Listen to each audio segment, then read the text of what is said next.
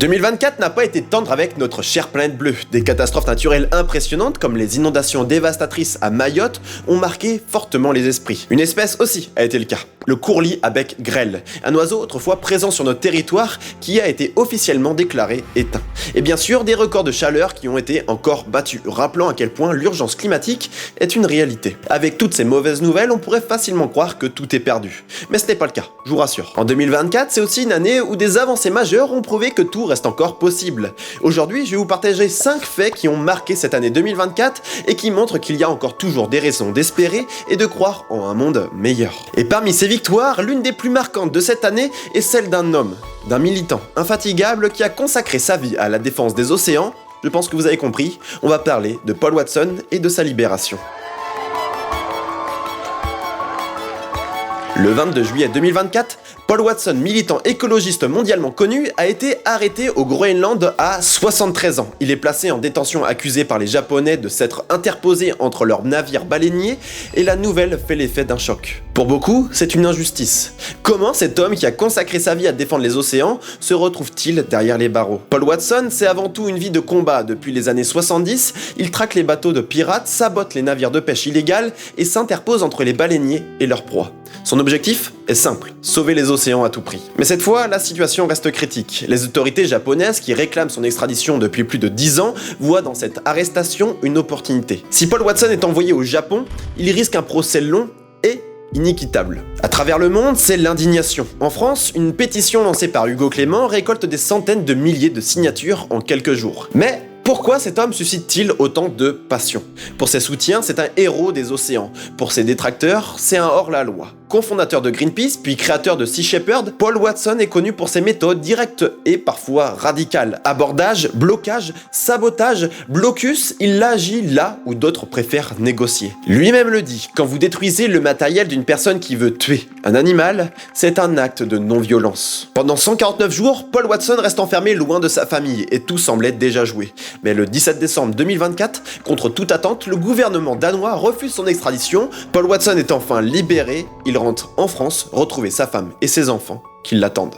La libération de Paul Watson est bien plus qu'un soulagement, c'est un rappel puissant que même face aux plus grands défis, la mobilisation et l'espoir peuvent même faire la différence. Et justement, en parlant de victoires inspirantes, passons maintenant à une autre avancée majeure qui, cette fois, concerne des écosystèmes les plus précieux de notre planète, l'Amazonie. L'Amazonie, c'est le cœur battant de notre planète. Avec ses 390 milliards d'arbres et sa biodiversité unique, elle abrite des millions d'espèces connues et encore inconnues. Mais cette forêt n'est pas qu'une merveille. Elle joue un rôle vital en régulant le climat et en absorbant des quantités massives de CO2. Mais en 2024, ce trésor de l'humanité a de nouveau été mis à rude épreuve. Selon l'Institut national de la recherche spatiale du Brésil, plus de 140 000 incendies ont été détectés par des satellites en Amazonie en 2024, soit 42% de plus qu'en 2023. Ces feux, souvent allumés pour défricher des terres à des fins agricoles, ont plongé des villes comme Sao Paulo et Brasilia dans une pollution étouffante. Ces chiffres rappellent à quel point l'Amazonie reste vulnérable face à la sécheresse et aux activités humaines. Les scientifiques alertent, si cette destruction continue, l'Amazonie pourrait bientôt émettre plus de carbone qu'elle n'en absorbe. Et ça, je pense que vous comprenez assez facilement, ça pourrait être catastrophique pour le climat mondial. Mais derrière cette image sombre, une lumière pointe le bout de son nez à l'horizon. Entre 2023 et août 2024, le rythme de la déforestation en Amazonie brésilienne a chuté de 30,6%, atteignant le point le plus bas depuis 9 ans. Cette avancée est portée par la politique environnementale du président Lula da Silva qui s'est engagé à réduire à zéro la déforestation du Brésil d'ici 2030. Lula a renforcé les lois environnementales et mobilisé les communautés locales pour protéger cette forêt unique. Cette réduction est une victoire, mais la bataille est loin d'être terminée. L'Amazonie est encore sous les menaces des feux, des défricheurs illégaux et des intérêts agricoles. Les défenseurs de l'environnement leur rappellent, il faut maintenant reboiser les zones détruites et maintenir ces efforts sur le long terme. Et pour aujourd'hui, célébrons cette victoire comme une bonne nouvelle. Chaque hectare sauvé est une victoire pour le climat, pour la biodiversité et pour les générations futures. Passons maintenant à une autre bonne nouvelle qui, cette fois, touche notre faune locale. Ça va vous plaire.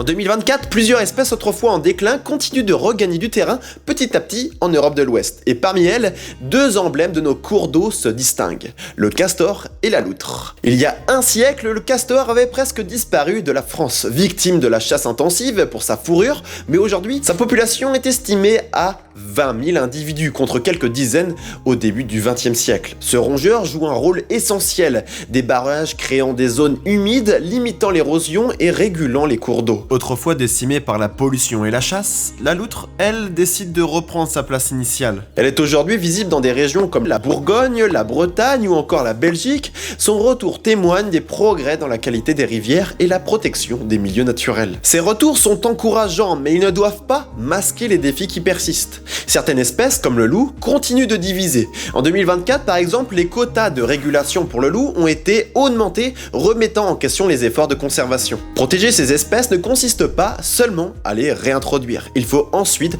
trouver un équilibre entre la préservation de la biodiversité et l'activité humaine. Et si ces victoires locales nous inspirent, qu'en est-il des écosystèmes mondiaux ?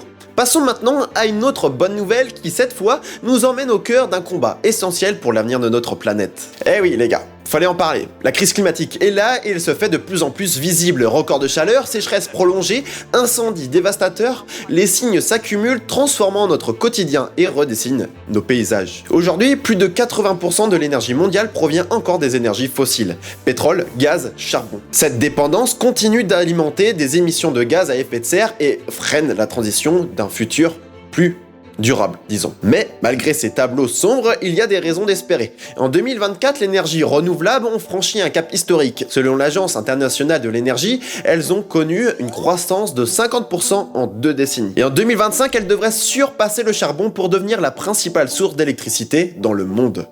Oui. Bon après, ça reste à voir. Aux États-Unis, par exemple, l'énergie éolienne a dépassé la production d'électricité du charbon pendant le mois de mars et avril 2024. C'est une avancée majeure dans la transition énergétique du pays. Le solaire, lui, reste un pilier central de cette transition. En 2024, il représente environ 12% de la production mondiale d'électricité, un record historique. Bref, je vais pas vous embêter avec des tonnes de chiffres qui finalement ne sera pas vraiment palpable, on va pas pouvoir vraiment comprendre l'avancée, mais prenez conscience que chaque pays commence à embrayer le pas. Quand on regarde où on en est, c'est clair que le chemin est encore long. On aurait aimé que tout aille plus vite et que les énergies renouvelables soient déjà une norme partout. Mais on ne peut pas nier le progrès. Cette avancée, elle ne règle pas tout, mais elle montre que le monde commence à bouger. Et ça devrait déjà en grande partie nous rassurer. Et c'est peut-être ça qu'il faudrait retenir. Même face à des défis immenses, on avance. Pas aussi vite qu'on pourrait et qu'on aimerait, mais on avance. Et ça, c'est déjà une bonne nouvelle. Mais parfois, ce n'est pas nous qui créons les bonnes nouvelles. Parfois, c'est la nature qui nous surprend. En 2024, plusieurs espèces jusqu'à là inconnues,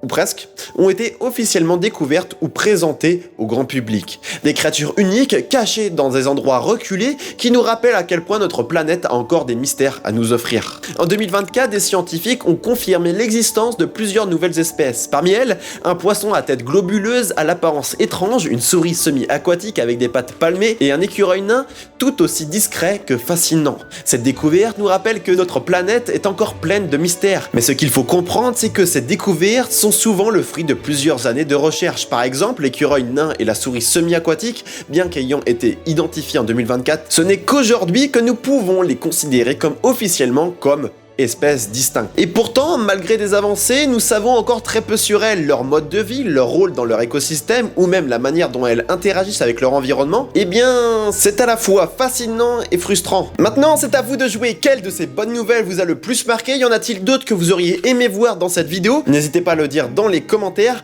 à partager cette vidéo autour de vous pour faire passer un message positif et surtout, restons curieux et engagés. À très bientôt pour une nouvelle vidéo. Peace!